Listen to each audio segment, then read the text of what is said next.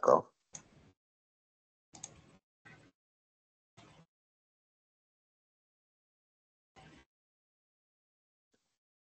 Docteur Hibatullah, nous n'avons pas accès aux caméras. Hein. Pour moi, je n'ai pas accès aux caméras, par exemple. Je ne sais pas pour Docteur Mourad. OK. Bon, en réalité, je ne l'ai pas essayé.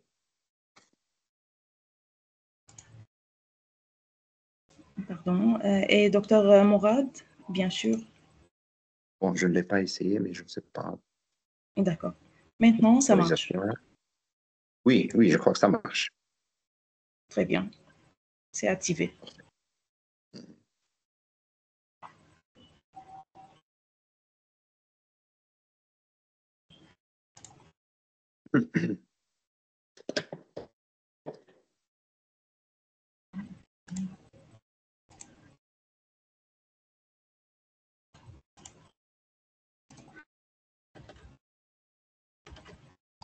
Bon, je ne sais pas si c'est si on doit ça doit être en vidéoconférence ou bien juste audio. Comme vous voulez, docteur. Très bien, comme ça je suis plus à l'aise. Oui. Merci. Je vous en prie.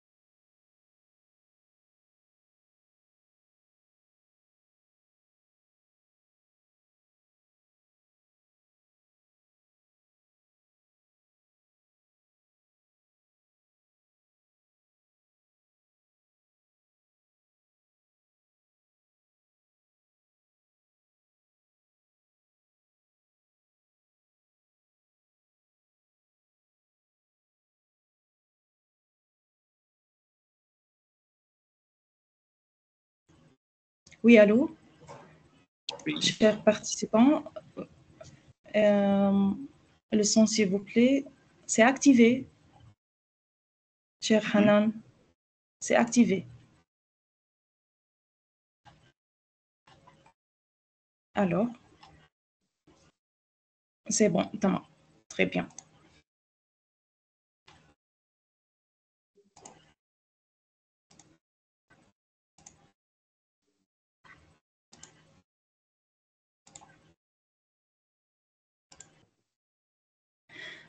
Alors, chers participants, bonsoir à vous tous et bienvenue au troisième jour de l'atelier sous le nom qui restera. Sous-titrage ou doublage, traduction machine ou traducteur, l'intelligence artificielle ou l'être humain. Accordons maintenant la parole à Dr Mourad Arroussi pour la partie de la traduction. La parole est à vous, docteur. Vous pouvez commencer. Merci, merci beaucoup. Donc, je tiens tout d'abord à exprimer ma sincère gratitude aux organisateurs vous aussi, Hiba, pour pouvoir rendre cet événement possible. Si ça montre, ça montre tout le dévouement et les efforts que vous avez mis pour créer cette plateforme de partage de connaissances, de collaboration professionnelle. Donc, au début, j'aimerais bien parler de, comme je vous disais avant, de la relation de collaboration qui existe entre l'homme en tant que traducteur et l'intelligence artificielle. Après, nous allons essayer de parler un peu de la différence entre l'utilisation des outils d'intelligence artificielle par des professionnels, mais aussi par des traducteurs amateurs. Donc, quand un amateur traduit ou bien un traducteur professionnel traduit, quelles sont les différences, les enjeux, les résultats, ainsi de suite. Et finalement, aussi, ça convergera dans comment peut-on préparer ou bien entraîner l'intelligence artificielle pour donner des meilleurs résultats, des meilleures traductions. Donc, tout d'abord, disons que c'est un fait indiscutable que l'intelligence artificielle est plus rapide. Ça a un traitement de données trop rapide. Ça gère des volumes très impressionnants de textes et aussi de terminologie, quelque chose que l'être humain ne peut pas avoir. Personnellement, nous, en tant que traducteurs, de quoi avons-nous besoin de plus si on a un outil pareil? On a toujours rêvé d'avoir quelque chose, un soutien d'une telle envergure. Donc, on commence la traduction, en fait, nous, et quand je dis nous, c'est les humains, les traducteurs humains. Donc, nous apportons un contexte, un texte à une machine et nous essayons de la mettre ou bien dans le contexte. Et là, je vous donne l'exemple que j'utilise d'ailleurs souvent pour les étudiants de traduction dans leur première année, la différence qui existe entre, disons en arabe, nous avons le mot sahm, qui est facilement traduit par flèche, mais dans un contexte financier, on ne peut pas dire que donc la valeur des flèches. Là, dans un contexte financier, on parlera des actions. Donc nous, en tant qu'être humain, nous allons essayer d'orienter la machine vers le contexte exact. Ensuite, la machine, instantanément, incessamment, elle nous fournit une première traduction, comme un schéma de traduction. Très bien, on obtient le résultat rapidement. Ensuite, nous examinons, nous allons le modifier, nous allons le purifier aussi. Donc, vous voyez, c'est le input départ que nous avons mis. Ensuite, nous allons recevoir des données, nous allons guider, nous allons orienter, nous allons recevoir un résultat. Ensuite, nous allons le modifier, le corriger. C'est à peu près ça ce qu'on essaie de parler aujourd'hui de cette forme de collaboration. Finalement, c'est une forme de collaboration. Maintenant, qu'est-ce que nous allons gagner? Nous allons gagner en termes de rapidité, de qualité, d'argent, de temps, de tout. Et cela va nous mener directement à quelle est la différence entre l'utilisation des outils tels que l'intelligence artificielle dans la traduction par un professionnel et par un amateur. Un amateur de traduction disant que qu'un responsable ou bien un technicien dans son bureau, il a besoin de traduire un texte rapidement à la volée. Donc, il prend le texte. Nous avons plusieurs techniques. Bon, il met le texte dans une machine rapidement, il a la traduction. Docteur, Mais jusqu'à tel point la traduction. Oui, oui, vous m'écoutez? Oui, vous désolé, m'entendez? docteur, mais le son se brise. Euh, Oui, maintenant, d'accord. Oui, ça va. Maintenant, vous m'entendez là? On continue alors. Très bien, Oui, on vous entend, Oui, monsieur. docteur. très Ça bien, va, ça va. parfait, très bien. Donc là, nous allons passer directement à quelle est la différence si on va utiliser l'intelligence artificielle pour traduire maintenant, mais par qui? Par un professionnel de la traduction ou par un amateur? Quand je parle d'un amateur, ça pourrait être n'importe qui dans son travail qui a besoin d'informations. Il obtient ces informations dans une autre langue, il en a besoin dans sa langue. Donc, très bien. Un amateur, il va prendre carrément le texte, le traduire, essayer de le comprendre, et puis c'est tout. Maintenant, si la machine ou bien l'intelligence artificielle ne donne pas le résultat voulu, la première des choses, il ne va pas s'en rendre compte parfois. Par contre, un professionnel de la traduction, une fois il, il donne le texte, on parle du input, il obtient le premier résultat et là, rapidement, il peut savoir où sont les failles et il peut les régler. Maintenant, comment les régler? Et c'est le dernier volet de mon intervention, c'est comment entraîner ou bien comment entraîner la machine pour donner des résultats plus intéressants. Alors, si on voit dès le départ, quand il s'agit de deux langues latines, par exemple, traduction entre français et espagnol ou italien ou portugais, là, le problème n'est pas vraiment accentué. Là, le problème n'est pas vraiment apparent.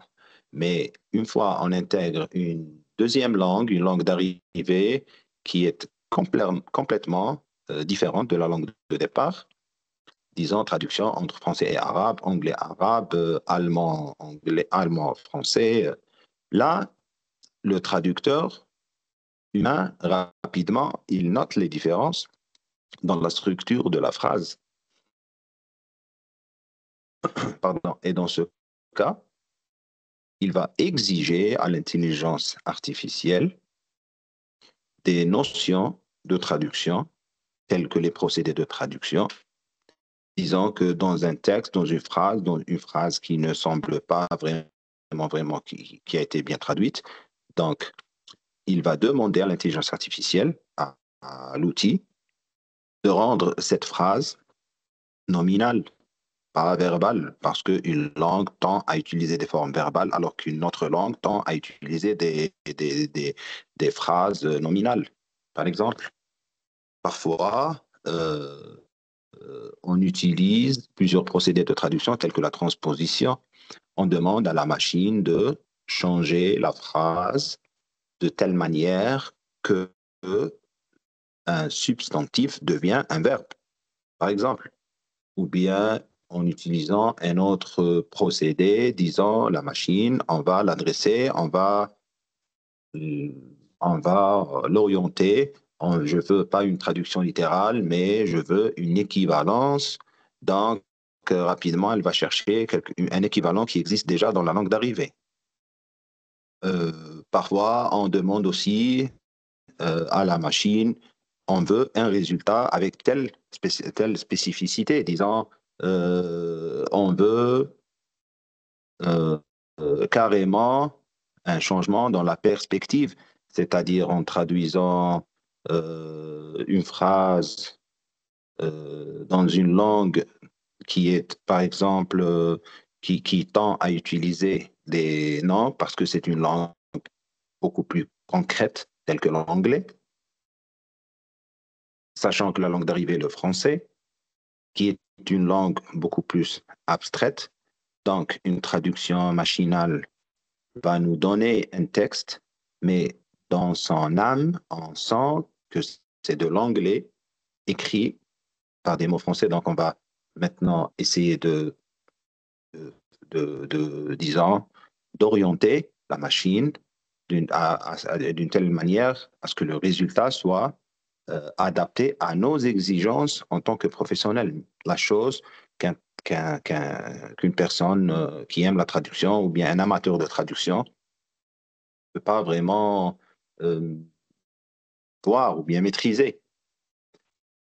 Donc, c'est ça, l'intervention est basée beaucoup plus sur la relation collaborative qui existe entre l'être humain et la machine et comment voir ça, disons que ce sont deux parties qui vont s'entraider pour avoir un résultat meilleur. Et puis, la parole est à vous, Hiba, je vous remercie et j'espère que le son a été clair pendant toute l'intervention.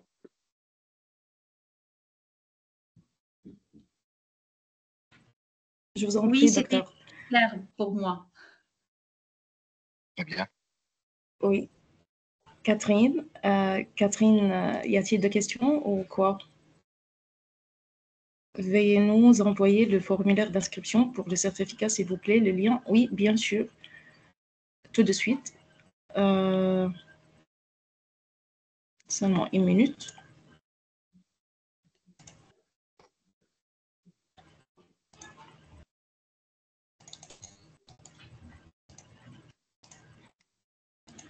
C'est ça. Voilà. C'est sur le chat. OK, chère Catherine.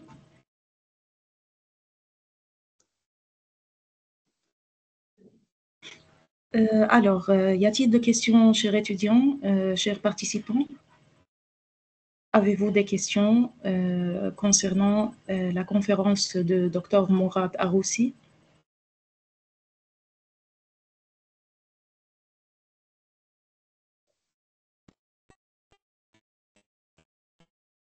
Pour ceux qui ont des questions, vous pouvez lever la main pour avoir la parole ou bien vous pouvez écrire sur le chat. D'accord? Hiba, je veux poser une question à Monsieur Mourad, professeur Mourad. Est-ce que vous voyez qu'il y a un risque que le métier de traducteur, donc la traduction humaine, disparaît dans quelques années? Oui. Merci pour votre question. Pardon, docteur, désolé, j'ai pas compris. Ah, juste, c'est une question, j'aimerais C'est bien une question poser. Une question d'existence. L'existence d'un risque. Bien sûr, bien sûr. Donc, sincèrement, on l'espère pas. Mais cette question, on a déjà commencé à entendre cette question il y a déjà une bonne dizaine, une quinzaine d'années. Et pour le moment, jusque-là, ça va bien. Ça va bien. Mais dans le futur, je peux vous garantir que probablement, certainement pas. Hein, certainement pas. Parce que la traduction par machine ou intelligence artificielle, il y a toujours quelqu'un derrière. L'utilisation à des fins, disons, personnelles, certainement, ça va diminuer, mais disons que ça va remplacer carrément le traducteur humain, je ne crois pas. Je ne crois pas que ça puisse arriver. Oui, Il y a toujours la retouche du traducteur, humain. En plus, les instances, disons, officielles, je ne crois pas qu'ils prendront ce risque. Probablement, ils peuvent utiliser la machine pour traduire, mais entre utiliser la machine pour traduire, ensuite pour avoir une traduction certifiée par un humain, je ne crois pas qu'ils vont prendre ce risque-là. Que ce soit pour les instances internationales ou même sur le niveau local ou bien mondial pour les entreprises, pour des traductions rapides, d'accord, mais pour prendre ce risque, je ne crois pas. Je ne crois pas. On a déjà entendu ce genre de questions il y a déjà une vingtaine d'années, mais comme je disais, Jusque-là, ça semble que c'est juste des rumeurs. Je garde preuve du contraire. D'accord, merci beaucoup, professeur Mourad. Oui. Je vous en prie. Docteur Mourad, il y a une étudiante, Hanan, elle a écrit merci pour le partage, oui, pour le lien. Si vous permettez de nous donner la crème de la présentation, je suis venue en retard et merci infiniment pour vos efforts. Si c'est D'accord, possible. oui, si vous... Oui, bien sûr, tout à fait. Si vous voulez, je peux rapidement. Merci. Donc, l'architecture de mon intervention tourne autour de l'esprit collaboratif entre la machine et l'être humain, au lieu de l'esprit rival qui existe, qui restera et qui ne va pas rester. Disons, on va essayer de voir ça on va voir ça d'une vision. euh, la machine qui va assister, et j'ai bien parlé, j'ai bien précisé, j'ai bien utilisé le mot de collaboration parce que la collaboration implique les deux parties, mais là nous avons une partie qui n'est pas du même genre que le nôtre. Une partie c'est un être humain, l'autre partie c'est une machine. Donc, quelle collaboration? Donc, comme je l'ai expliqué, l'être humain, il donne des entrées, un input. Donc, la machine nous donne la première traduction. L'être humain, ensuite, il va rectifier, éditer, orienter. La machine, encore une fois, va améliorer la qualité selon les exigences du traducteur. Donc, comme vous voyez, il y a un schéma, un modèle de collaboration. Donc, c'est entre les deux parties. Maintenant, nous avons parlé, deuxièmement, de qui utilise les outils de traduction comme l'intelligence artificielle. Est-ce que c'est un amateur de traduction ou bien un professionnel? Un amateur, facilement, il donne un texte, il voit le résultat, il le prend tel qu'il est. Parfois, il se rend compte s'il s'agit d'un texte de spécialité, mais bon, ça s'arrête là. Mais par contre, un professionnel, non, un professionnel de la traduction, rapidement, il repère les failles, mais non seulement il repère les failles, mais dès le départ, il ordonne à la machine qu'il exige à la machine que le résultat soit de telle ou de telle manière. Il veut que la phrase soit verbale au lieu d'une phrase nominale, ou le contraire, s'il s'agit d'un discours, d'un texte purement scientifique ou médical, donc on n'a pas besoin d'utiliser trop de phrases verbales, on utilise beaucoup plus des phrases nominales. Donc là, c'est au tour du traducteur professionnel, disant d'orienter la machine pour avoir un bon résultat. Donc ça, c'est à peu près l'idée générale de l'intervention. Oui, docteur. Alors, les deux sont importants à achever un chef-d'œuvre, quoi qu'il un texte ou poème. Aussi, nous avons parlé de la traduction littéraire, comme vient de le demander on a aussi parlé un peu du texte littéraire. Alors là, c'est complètement différent. Le texte littéraire a essayé de traduire un discours littéraire, mais le plus beau serait d'apprendre la langue du texte littéraire parce que le message, il est passé. Si on parle des fables de Jean de La Fontaine, ou bien on parle de Abdullah ibn al-Muqaffa, Khalil Awadimna, Oui. c'était des messages, disons, sociaux, politiques, utilisés dans des discours entre des animaux. Donc, mais le message, d'accord, il est très clair, le message, il passe rapidement, on peut le saisir. En traduction, nous avons le fond, le contenu, d'une part, mais nous avons la forme, d'une autre part. Ce sont deux choses inséparables. Parfois, le fond, le contenu, il est rapidement saisi, on traduit le sens parfaitement comme vous voulez, mais dans le discours littéraire, c'est différent. Le discours littéraire, la partie la plus importante, la plus belle, la plus intéressante, c'est la forme dont le message il est transmis. Et là, ça devient un peu difficile. Oui, c'est vrai. Tout à fait. Oui, docteur. Malika, chère Malika, s'il vous plaît, on n'a pas reçu le certificat de l'atelier animé par Professeur Nice, sur la rédaction d'un article. Alors, chère Malika, pour ceux qui n'ont jusqu'à maintenant pas inscrit au formulaire du certificat de participation, veuillez s'il vous plaît vous inscrire via le lien envoyé sur le chat. Alors, pas d'inscription, pas de certificat. D'accord? C'est clair, je pense.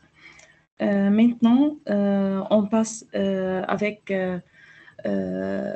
passons la parole avec Dr. Quds Hassine. La parole est à vous, docteur. Ok, merci beaucoup. J'espère que vous voyez la présentation, Hiba. Oui, c'est clair. D'accord. Alors, pour moi, je veux juste vous présenter quelques images et quelques vidéos créées encore à l'aide de l'IA. Mais avant de vous présenter les vidéos, je vais vous parler un peu de l'évolution de la technologie de l'intelligence artificielle. Je ne veux pas ajouter grand-chose, professeur Mourad a tout dit presque. Je veux parler un peu de la traduction automatique contre la traduction humaine, mais de point de vue utilisateur. En fait, je ne suis pas expert dans ce domaine, donc juste comme utilisateur. Alors, donc, on va explorer tout d'abord la thématique qui transforme notre monde à une vitesse impressionnante, l'intelligence artificielle. Et je veux commencer juste par la première partie, l'évolution de la technologie intelligence artificielle. En fait, il n'y a pas longtemps, il y a presque 15 ans à peu près, on va dire 20 ans, les chercheurs préféraient se limiter à parler d'apprentissage automatique ou bien de l'IA d'une façon générale pour ne pas paraître trop ambitieux ou bien irréaliste. Donc, à l'époque, beaucoup voyaient que ce qu'on appelle maintenant l'intelligence artificielle comme une idée intrigante, mais très éloignée de la réalité. Pourtant, il ne fallut pas longtemps pour que cette perception change. L'IA a commencé à accomplir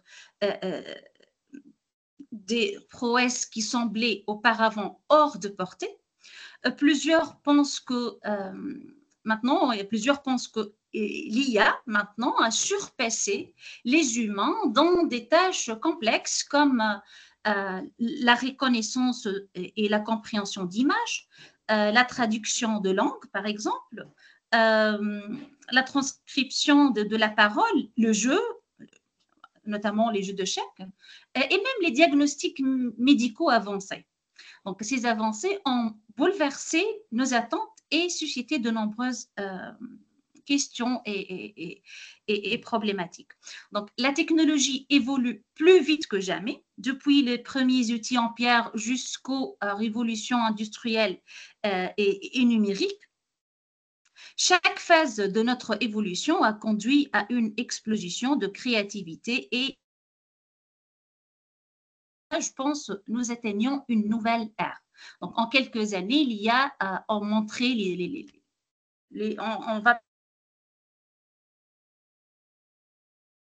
il y a plusieurs modèles, il y a plusieurs applications, a montré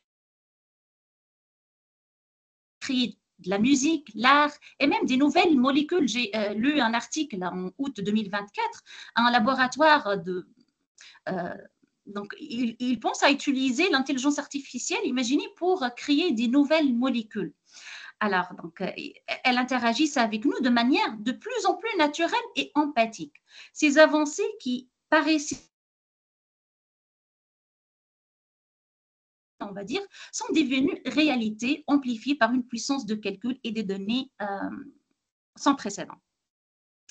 Et c'est cette trajectoire que nous allons, on va essayer en fait de comprendre que cette technologie représente où elle nous mène et comment nous pouvons à la fois en tirer parti et gérer ces défis alors que qu'est-ce que tout cela signifie concrètement? Donc, on aimerait bien comprendre ça va nous amener où l'intelligence artificielle? Et on pose la question, est-ce qu'elle va prendre le rôle de l'être humain? Tout comme Internet nous a donné, le smartphone nous a apporté des applications, l'intelligence artificielle, elle ouvre certainement une nouvelle ère, celle de l'IA omniprésente dans un futur proche. Presque tout pourrait être représenté, je pense, par une interface conversationnelle ou c'est-à-dire en d'autres termes par une IA personnelle. Les IA personnelles ne seront pas simplement intelligentes, elles seront immensement érudites et fiables dans leurs réponses. Donc, on peut imaginer une entité avec un QI presque parfait, combiné à une intelligence émotionnelle exceptionnelle. Donc, bienveillante, empathique, capable de dialoguer avec une compréhension approfondie de nos besoins. Voilà, là pour le développement de l'intelligence artificielle. Donc, si je passe maintenant à la deuxième partie, en fait, si je veux parler de l'intelligence artificielle et sur son impact dans le domaine de la traduction. Donc, la question que se pose maintenant ou bien que se pose aujourd'hui, c'est est-ce que ou bien on veut comparer la traduction automatique et la traduction humaine? Bon, c'est une véritable question qui restera. Bon, c'est la question posée par les organisateurs de ce workshop. La traduction automatique, elle est, on va dire, gratuite ou bien à très faible coût, comme Google Traduction, que nous avons déjà, ou bien vous avez probablement déjà essayé aussi, ou bien la traduction humaine, bon, qui est payante. Donc là, c'est un sujet très débattu. Récemment, une entreprise a affirmé que leur système de traduction automatique peut produire des traductions de haute qualité, rendant inutile la présence d'un humain dans le processus. En d'autres termes, cette entreprise prédit la disparition des traducteurs humains. Pour moi, maintenant, je vais donner juste mon avis. Donc là, pour moi, la question qui restera, pose la question, on veut savoir quelle méthode de traduction sera utilisée, la traduction automatique non révisée ou bien la traduction humaine. Bon, lorsque un système de traduction automatique, il se base sur quoi? Bon, on va l'intelligence artificielle est formée à partir de nombreuses traductions humaines. Donc ici, il y en a une base de données qui contient des milliers de traductions humaines. Donc les humains jouent là un rôle dans la phase d'entraînement. Donc pour que le système automatique s'entraîne et arrive à un niveau, on va dire, un haut niveau de traduction, il a passé par la traduction humaine. Donc l'humain, ici l'être humain ou bien les humains jouent un rôle très important dans la phase d'entraînement de l'intelligence artificielle. Mais une fois que le système est formé, c'est bon, il peut alors produire une traduction automatique quasi instantanément et à coût supplémentaire presque nul, on va dire. Donc, avec une traduction automatique non révisée, il n'y a aucune intervention humaine. Après l'entraînement, pas de révision, pas de vérification, aucune implication humaine avant que le résultat ne parvienne à l'utilisateur final. En revanche, la traduction humaine dans cette dichotomie inclut tout le reste. C'est-à-dire la traduction automatique peut être utilisée comme point de départ, comme il a dit professeur Mourad. Donc, ici, les traducteurs peuvent utiliser la traduction automatique comme point de départ. Et donc, c'est eux qui contrôlent.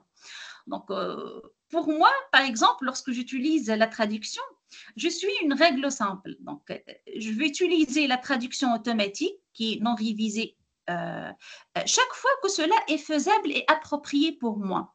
Donc, si je veux, par exemple, faire mes recherches, juste je veux lire un article, voilà, j'utilise la traduction automatique.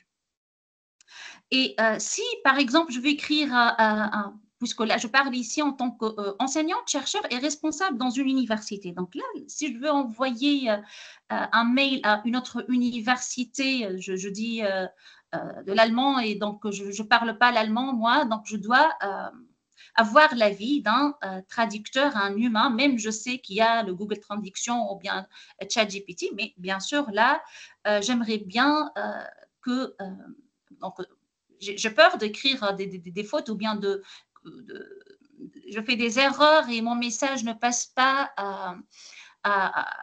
à l'autre université ou bien de l'autre côté. Donc là, je dois utiliser les traducteurs humains. Donc là, je dois payer un peu plus pour avoir une bonne traduction.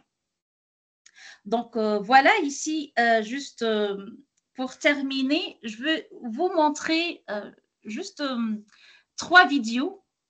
Et j'aimerais bien savoir votre avis sur la traduction du vidéo en utilisant l'intelligence artificielle.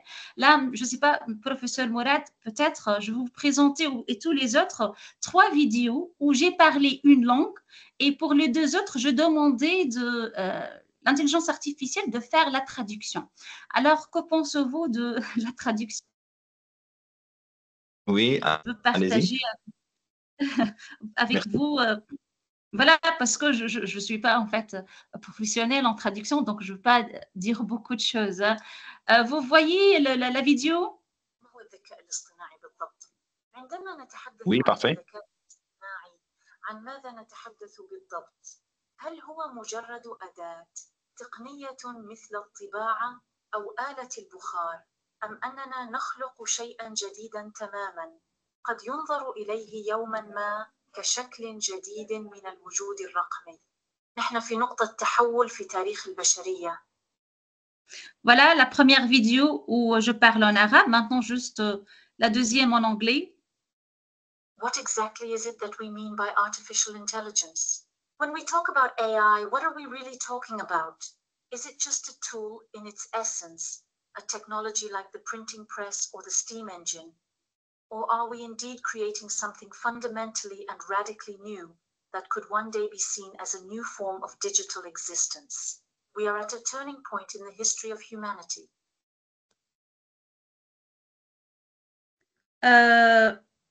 Maintenant, juste, je partage, je ne sais pas ce que vous voyez. Voilà, maintenant, je partage avec vous. Oui, docteur, c'est clair. D'accord. Je partage avec vous juste la dernière vidéo en français. Oui. Qu'est-ce que l'intelligence artificielle au juste? Quand nous parlons de l'IA, de quoi parlons-nous exactement? Est-ce que simplement un outil, une technologie comme l'imprimerie ou bien la machine à vapeur?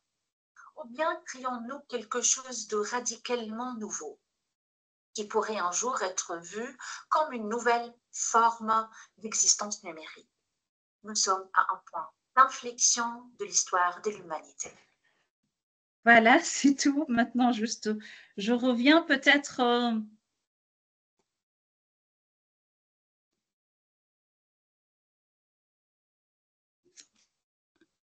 Je ne sais pas qu'est-ce que vous voyez. Rien. Maintenant, rien. D'accord. D'accord, donc peut-être je fais comme ça. C'est bon, j'ai terminé en fait. Juste, je veux terminer par, voilà, la conclusion. À votre avis, quelle est la vidéo créée ou bien quelles sont les vidéos créées par l'intelligence artificielle? Voilà. Voilà, juste, vous pouvez me voir là, je pense. Pas encore. Ah, pas encore. Peut-être comme ça. Oui, ma. Oui, parfait. Oui, docteur. Oui, d'accord. Donc, voilà, c'est moi, je parle en français maintenant. Allez. Vous pouvez comparer les vidéos avec moi-même lorsque je parle. Alors, que pensez-vous, docteur Mourad? J'aimerais bien commencer par professeur Mourad. Bon, c'est Laquelle très parmi difficile, mais je vais dire que la vidéo originale en langue française, peut-être. Ensuite, la traduction par intelligence artificielle. Enfin, les autres deux vidéos, c'est de l'intelligence artificielle. Mais je ne sais pas, c'est très difficile de juger. Surtout que la qualité Oui, d'image est petite. oui, en fait, vous avez raison, vous êtes professionnel, Ah, ben, monsieur. vous voyez, voilà. Voilà, et exactement. Mais moi-même, lorsque j'ai vu, si vous avez même remarqué, même les mouvements des lèvres ont changé selon la langue, surtout la langue Effectivement, anglaise. Oui, oui, Et oui, donc, oui, oui, oui, oui. l'ECVIMAS marche très bien avec les mots que je viens de dire en anglais, la prononciation anglaise. Oui, oui, oui, Exactement, exactement. tout à Mais fait. c'est pas aussi évident. Bon, je ne sais pas si vous voulez, je partage avec vous l'application que j'ai utilisée. J'ai déjà vu d'ailleurs parlant de cette technologie-là, j'ai vu un acteur arabe très connu, un Égyptien, Adel Imam, parler plusieurs langues, parler français, allemand, chinois. C'était incroyable. On n'aurait jamais cru qu'un jour nous allons voir un truc pareil, mais c'est vrai. Mais c'est vrai. Vous Mais comme voyez. vous l'avez, docteur Scott, comme vous l'avez bien expliqué dans votre intervention, il y a toujours le facteur humain qui est derrière. C'est-à-dire, s'il n'y a pas de traducteur humain qui alimente tous les serveurs et toutes les bases de données qui existent, eh ben, la traduction intelligente artificielle n'aura plus de ressources. Donc, il y a Oui, toujours l'être humain qui est derrière, qui est derrière. certainement. Parce que déjà, si vous avez remarqué, même moi, j'ai passé longtemps devant les vidéos, je cherche les fautes. En fait, j'ai trouvé que la vidéo en arabe n'est pas vraiment très professionnelle comme celle en anglais. Et je pense que la cause, elle est claire parce que dans la base de données, il y a plein pour eux des vidéos qui sont en anglais. Donc, c'est pour cette raison, à chaque fois, les données sont énormes. À chaque fois, l'intelligence artificielle ou bien l'application va donner un résultat meilleur. Et là, donc, une fois l'être humain cesse de donner, de fournir des données à cette machine-là, on ne va pas avoir une intelligence Exactement. artificielle efficace. Donc, ici, même j'ai vu une fois une annonce d'une entreprise qui fait de l'intelligence artificielle. Elle demande, est-ce qu'il y a des écrivains pour écrire beaucoup des phrases et beaucoup pour entraîner une application d'intelligence artificielle. Donc là, il y a un travail pour les écrivains. Donc, il n'y a pas peur il y a plus ce métier. Donc, pour déjà générer des nouvelles applications, de nouveaux systèmes en intelligence artificielle, on a besoin de l'être humain. Exactement. Exactement. Voilà, pour moi, merci beaucoup pour votre attention. Est-ce qu'il y a des questions?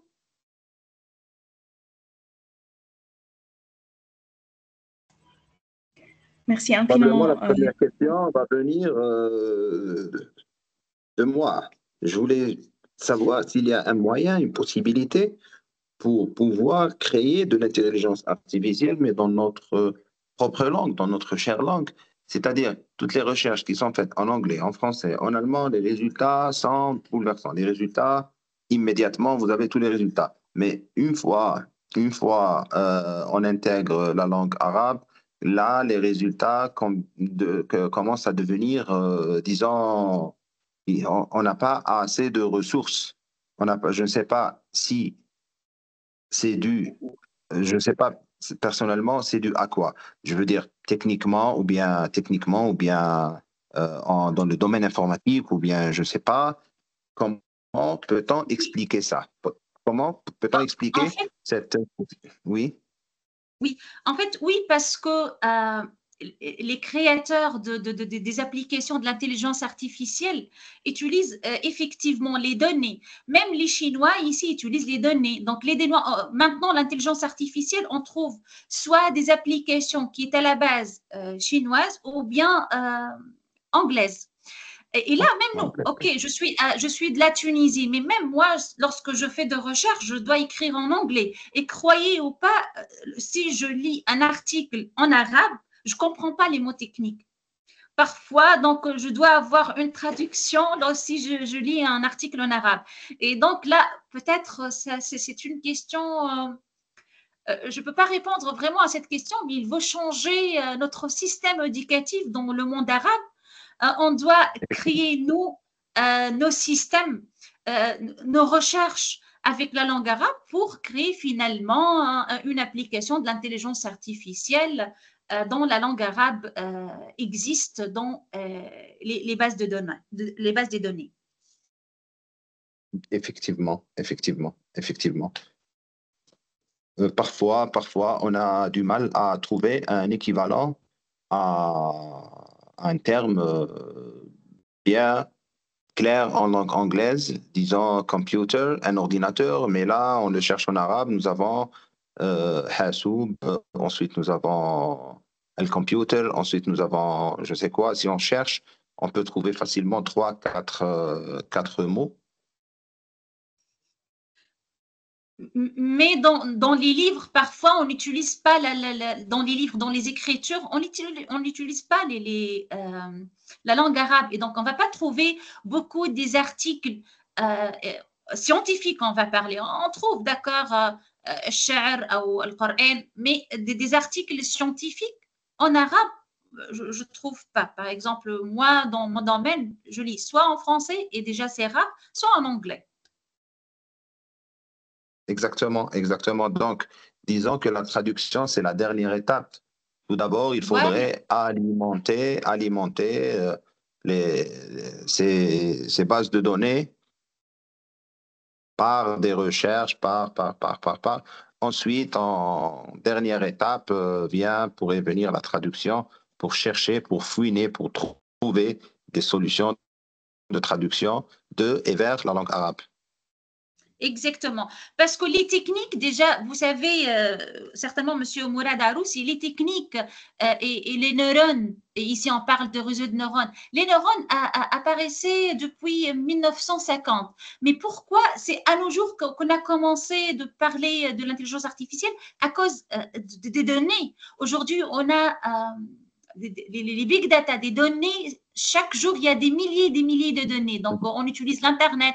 Il y a des données, des messages vocaux, des mails. Donc là, lorsqu'on a beaucoup de données, on a pu les utiliser pour faire des systèmes d'intelligence artificielle. Mais les techniques, les outils, c'était depuis 100 ans. Eh ben, c'est une information que personnellement, je ne savais pas si ça revient aux années 50. Et c'est maintenant là qu'on. Oui. C'est-à-dire tout ce temps-là pour avoir des données, comme vous disiez, big data. Donc, oui, exactement. Pour ça, voilà, vous dire juste l'importance des données pour créer l'intelligence artificielle. Ouais, merci. Je vous en prie, monsieur. Bien sûr, lorsque je parle de techniques, les bases, c'est-à-dire les réseaux de neurones de base, mais maintenant, lorsqu'on a commencé à utiliser les données, bien sûr, les développeurs et les ingénieurs ont beaucoup développé les techniques, mais les techniques, ça existe depuis longtemps. Mais bien sûr, c'était vraiment beaucoup plus développé maintenant.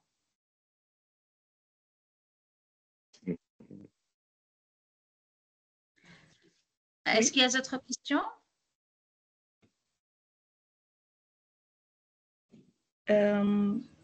Chers participants, je vous rappelle encore une fois que vous pouvez visiter le site officiel de l'université via le lien suivant. J'ai déjà envoyé le lien sur le chat, d'accord? Oui, chers participants, y a-t-il d'autres questions?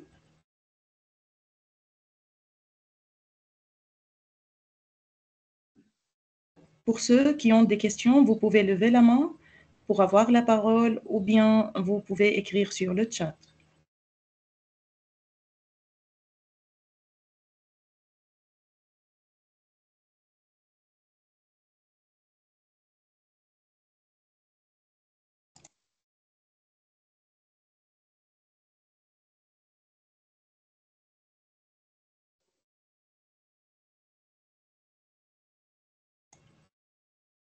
Docteur Quds et Docteur Mourad, je propose seulement, Yani, qu'on peut poser des questions sur les participants, si vous voulez. Pour les encourager à participer. Très bien, très bien. Pour créer une certaine forme d'animation, très bien. Donc, très bien, parfait. Par exemple, y a-t-il de traducteurs parmi les participants, par voilà, exemple? c'est ça. Voilà, Oui. c'est ça. Est-ce qu'il y a un traducteur, ensuite la spécialité, ensuite... Ou bien traductrice, Mustapha, Iman, Hanan, Catherine, Afaf. Alors, traducteur, traductrice, manifestez-vous. Oui. Allez, courage. Ne soyez pas timide.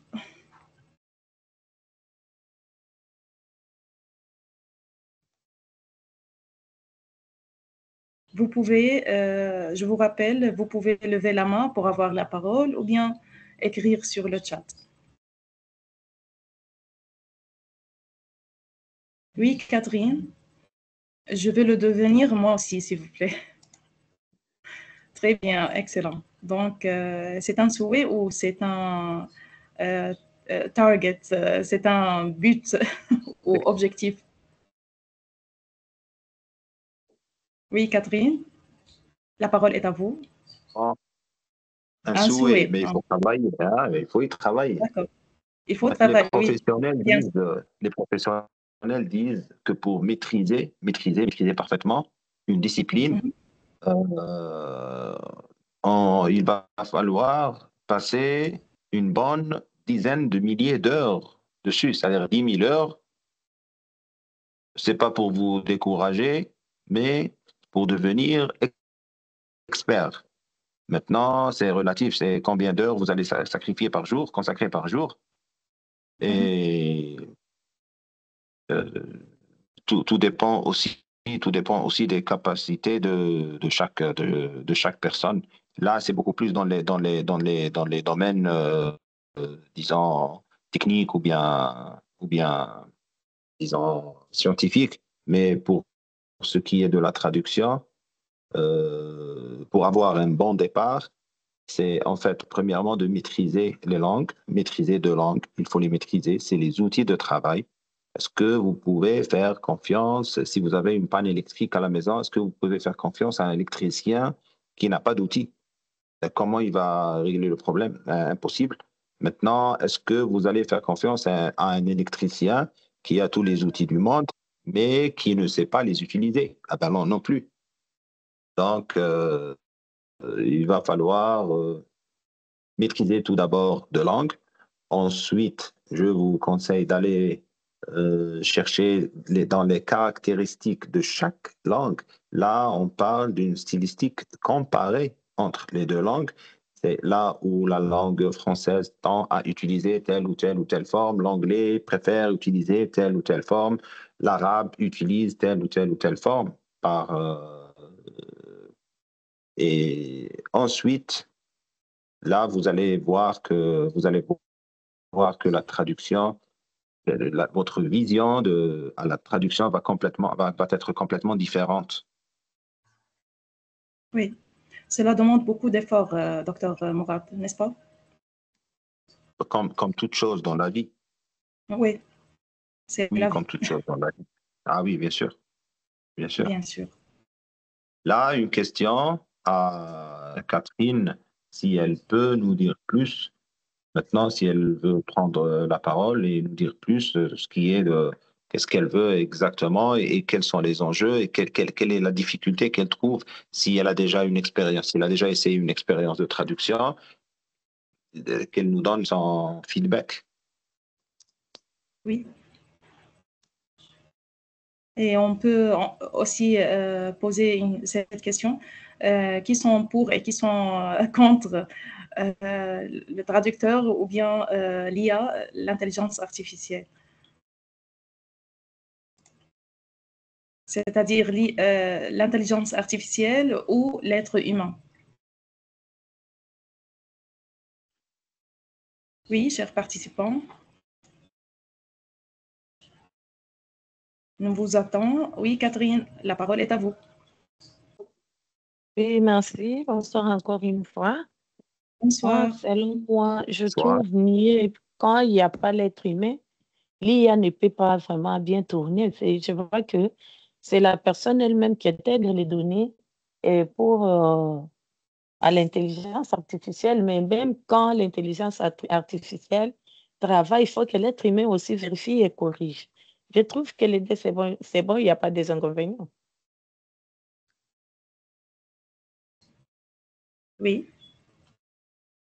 Maintenant, pour ce qu'on m'a posé comme question, je travaille chez une ONG. À des fois, on m'envoie les choses en anglais, mais je ne parle pas fortement l'anglais. Mais quand même, je comprends, je lis. Mais souvent, peut-être mes projets, je les fais en français. À des fois, je traduis avec l'ordinateur et je comprends déjà que non, j'ai bien fait, mais j'ai beaucoup aimé donc la traduction, quoi. Merci beaucoup. Je vous en prie. Merci à votre intervention, Catherine, et à votre opinion. D'autres? Y a-t-il d'autres opinions, d'autres avis? Oui, il y a un participant qui s'appelle Unverified. So, vas-y, quelle est votre opinion, pardon, monsieur ou madame? Je sais pas en fait. Oui, celui qui a écrit bonjour. Bonjour et rebonsoir. Oui, vas-y. Quelle est votre question?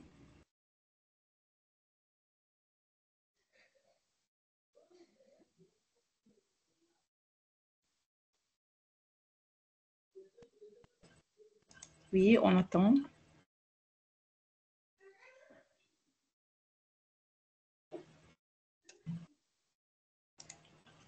Il a écrit, moi, je veux savoir comment fonctionne l'IA, car les autres intelligences comme Google fonctionnent avec des serveurs, des ordinateurs. Je pense que cette question est pour Dr. Rotz. Oui, parce que je veux, même si c'est pas pour moi, je veux répondre. En fait, Oui, je ne sais pas si monsieur ou bien demoiselle A, je peux le dire, est-ce oui, que c'est quoi son domaine? Parce qu'en fait, oui, ça se base sur une fonction mathématique. Je vais essayer tout simplement dire c'est une fonction que reçoit une suite de lettres et donne une autre suite de lettres. Et là, au début, donc, pourquoi on parle d'une phase d'entraînement pour un système de l'intelligence artificielle? Parce qu'au début, le système va générer une suite arbitrairement, d'accord? Mais là, il va corriger, il va calculer. Il y a une fonction, on appelle fonction coût ou bien fonction erreur. Bien sûr, là, lorsque je parle de suite, bonjour, c'est B-O-N, on va coder cette phrase en des chiffres, d'accord? Et on a donc une base de données faite par les humains qui donne la traduction humaine. Par exemple, je dis phrase 1, voilà la traduction, de français en anglais. Phrase 2, voilà la traduction. Phrase 3, voilà la traduction.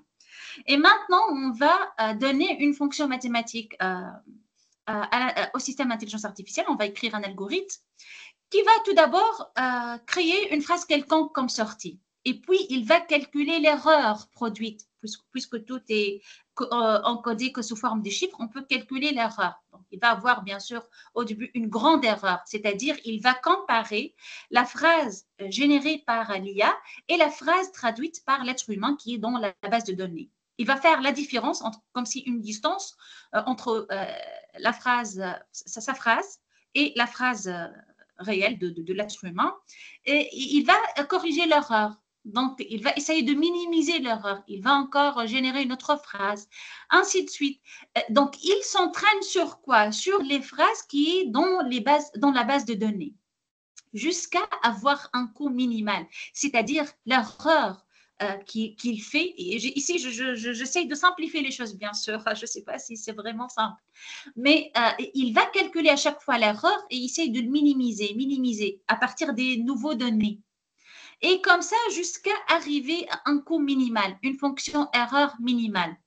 Et là, donc, on dit la phase d'entraînement, ça y est, c'est terminé, et on commence la phase de test. Et encore pour la phase de test, on donne de nouvelles données pour tester est-ce que c'est vraiment maintenant l'erreur est toujours minimale. Et après la phase test, on dit c'est bon, on a un système d'intelligence artificielle. Bien sûr, c'est pas si évident. Il y a plein de mathématiques pour calculer la distance entre deux phrases. Vous pouvez imaginer, on doit avoir des bonnes formules mathématiques pour calculer les erreurs, pour les minimiser, ainsi de suite. Je ne sais pas si j'ai répondu à la question ainsi. Oui, merci infiniment à vous, docteur. Je vous en prie. Chers participants, y a-t-il d'autres questions? Ou peut-être y a-t-il d'autres avis, d'autres interventions? Oui, Monsieur A ou Madame A, merci infiniment. Je vous en prie. Voilà, juste, Malak, si je peux partager, parce que je n'ai pas l'autorisation pour partager. Oui, docteur. Un lien ou quoi? Non, non, partager, partager. Je veux cliquer sur partager. Je veux partager juste mon écran. Oui, vous pouvez, docteur. Non, je ne peux pas. Oh, pardon. OK. Une minute. D'accord.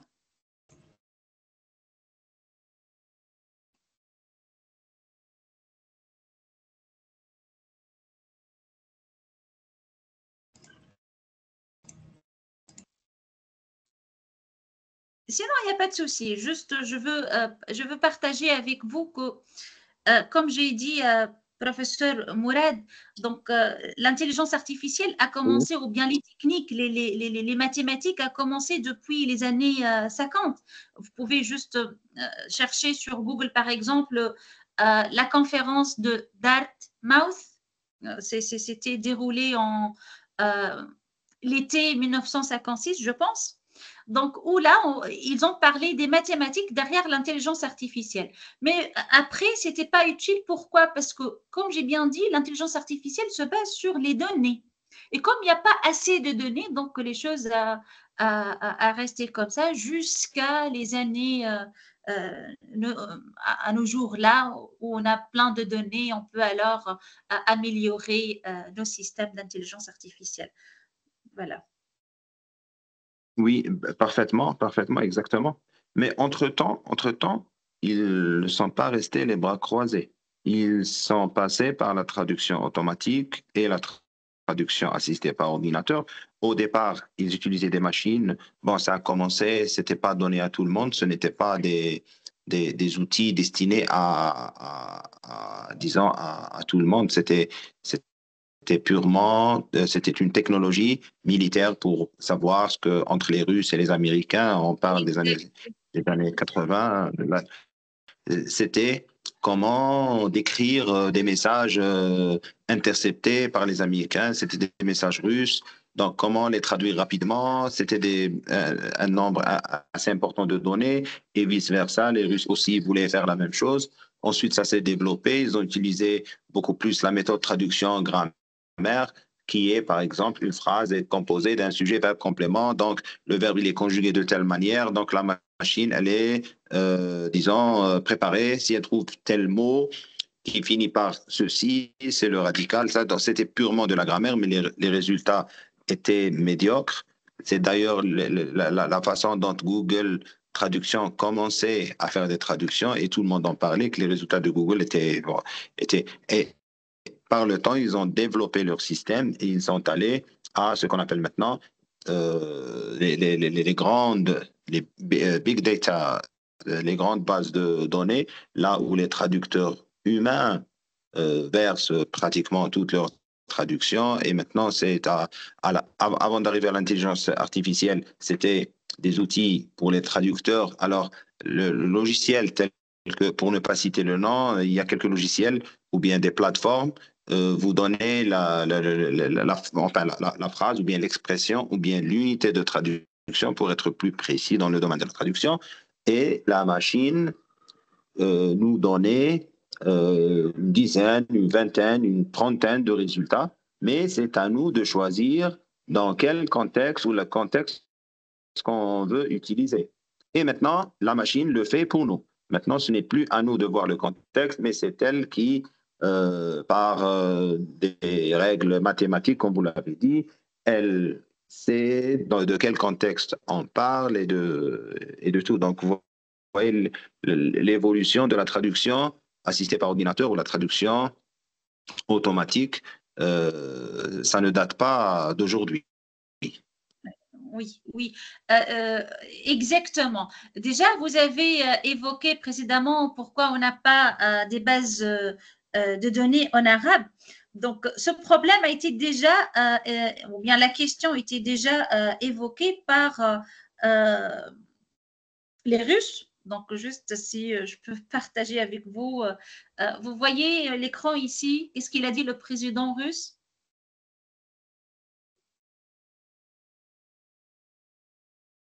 Je ne sais pas si vous voyez, le président russe a déclaré que les outils d'IA créés en Occident ignorent et annulent tout simplement la culture russe. Donc, lui, il veut encourager l'intelligence artificielle russe pour, bien évidemment, avoir une culture russe dans l'IA.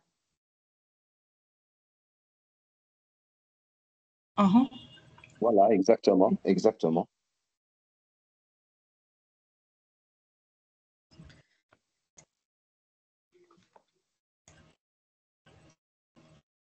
Oui, alors, chers participants, y a-t-il d'autres questions?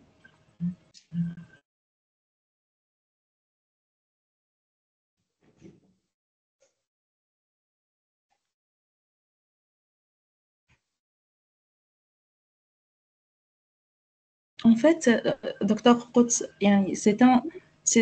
l'IA, c'est un outil utile, bénéfique, intéressant, mais en même temps, c'est terrifiant, n'est-ce pas? Dangereux? Oui, dangereux, on peut dire ça. Oui, parce que les ingénieurs sont en train de créer des systèmes d'intelligence artificielle qui est autonome. Moi, personnellement, je vois ça, c'est le plus dangereux, c'est-à-dire donner accès à la machine de faire de s'améliorer automatiquement. Donc, elle va utiliser même nos messages, nos mails pour s'améliorer. Là, on parle de la partie éthique de l'IA. Parce que nous, on va envoyer nos messages, nos mails, nos photos, nos vidéos à nos proches. Et donc, comme ça, l'IA, elle peut les utiliser pour s'améliorer, c'est cette sorte d'autonomie, voilà ce que je trouve vraiment dangereux, moi, ou bien non éthique. Voilà. Oui, 100%, c'est vrai.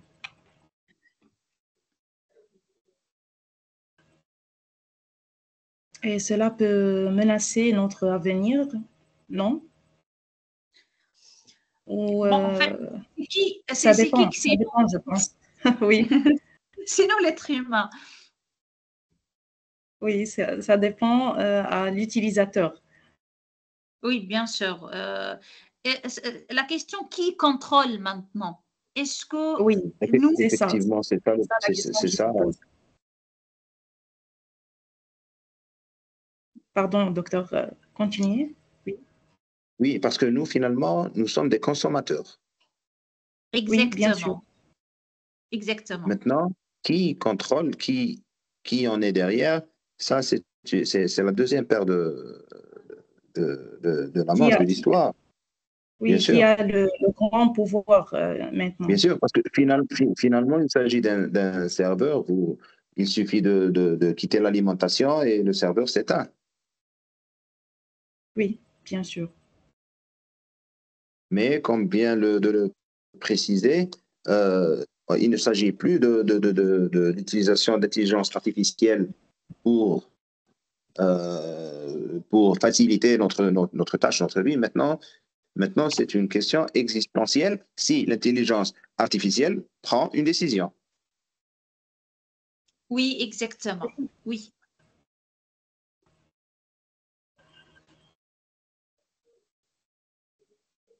Oui, alors, et un problème d'éthique qu'on a évoqué aussi l'autre jour, un problème d'éthique, c'est d'accord, si la machine prend une décision, alors qui en est responsable?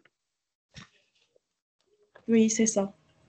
Et on dit en arabe, docteur Mourad, لكل شيء سلاح ذو حدين. Effectivement, je pense que c'est une arme à double tranchant, effectivement. Oui, c'est ça, c'est ça.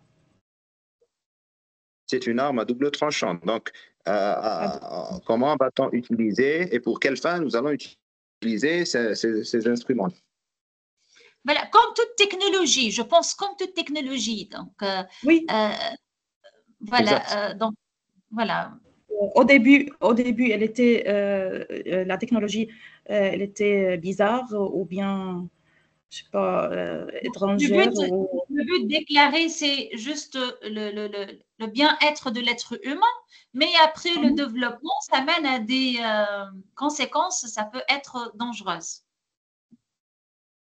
Oui, Oui, bien sûr. effectivement, effectivement. Exactement. Chers participants, y a-t-il d'autres questions, d'autres opinions?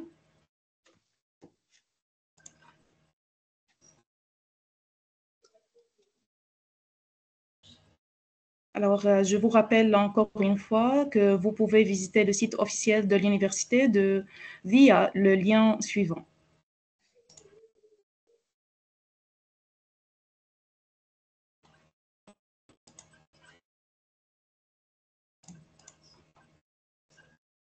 OK.